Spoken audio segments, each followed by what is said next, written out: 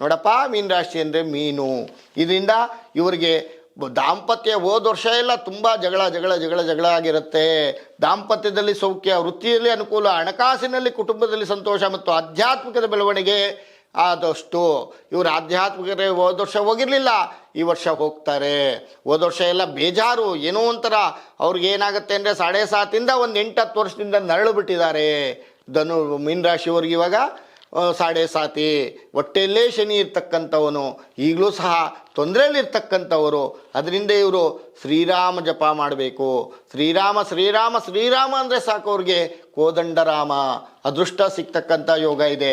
ಅವತ್ತು ಮಂಗಳವಾರ ಹನುಮಾನ್ ಚಾಲಿಸ ಪಾರಾಯಣ ಮಾಡಲಿ, ಪ್ರತಿ ಮಂಗಳವಾರ ಲಕ್ಷ್ಮೀ ನರಸಿಂಹನ ಆರಾಧನೆ ಮಾಡಲಿ, ಗುರುವಾರ ಸೋಮವಾರ ಇವತ್ತಿಗೆ ಶುಭ ದಿನಗಳು. ಅದೃಷ್ಟ ಸಂಖ್ಯೆ 29.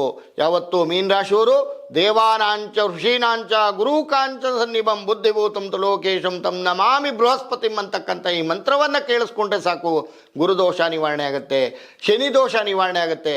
ಅದಕ್ಕೆ ನೋಡಿ, ಯಾವತ್ತೂ ಸಹ ಇಷ್ಟ ದೇವ್ರನ್ನ, ಮನೆ ದೇವ್ರನ್ನ ನಾವು ಮರಿಬಾರ್ದು, ಕುಲದೇವ್ರನ್ನ ಮರಿಬಾರ್ದು, ಕುಟುಂಬವನ್ನು ಮರಿಬಾರ್ದು. ಯಾವತ್ತೂ ನಾವು ತಂದೆ ತಾಯಿಗಳಿಗೆ ಗೌರವ ಕೊಟ್ಟಾಗ ನಮಗೆ ಅವರೇ ಸಾಕ್ಷಾತ್ ದೇವರು, ತಾಯಿಗಿಂತ ದೇವರು ಇಲ್ಲ ಅಂತ ಹೇಳ್ತಾರೆ. ಇವತ್ತಿನ ದಿವಸ ನಾವು ತೊಗೊಂಡೋಗಿ, ನಾನೇ ಕಣ್ಣಾಗಿ ನೋಡಿದ್ದೀನಿ, ತಂದೆ ತಾಯಿನ ತೊಗೊಂಡೋಗಿ ಎಲ್ಲೋ ಬಿಟ್ಟು ಬಂದುಬಿಡ್ತಾರೆ. ಅವ್ರ ಆಸ್ತಿ ಬೇಕು, ದುಡ್ಡು ಬೇಕು, ಅಂತಸ್ತು ಬೇಕು, ಅಭಿವೃದ್ಧಿ ಬೇಕು, ಆದರೆ ಅವ್ರು ಬೇಡ ಅಂತಂದರೆ ಹೆಂಗೆ? ಅದರಿಂದ ಯಾವತ್ತೂ ಸಹ ದೇವರು ಮೆಚ್ಚಕ್ಕಾಗೋದಿಲ್ಲ. ತಂದೆ ತಾಯಿ ಗೌರವ ಕೊಡಿ. ಈ 12 ರಾಶಿಯವ್ರಿಗೂ ಸಹ ಶುಭವನ್ನುಂಟು ಮಾಡಲಿ.